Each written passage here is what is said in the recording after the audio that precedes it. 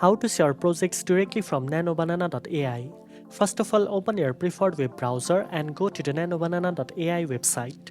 Make sure you are logged into your account so you can access your saved project.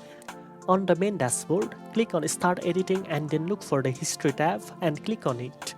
Here you will see a list of all your previously created or edited projects. Find the project you want to share from the list. Next to your project, you will notice a Share button. Click on the Share button and the link will be generated for your project. You can now copy this link and share it directly with others. This makes it easy to collaborate or showcase your work without needing to download files.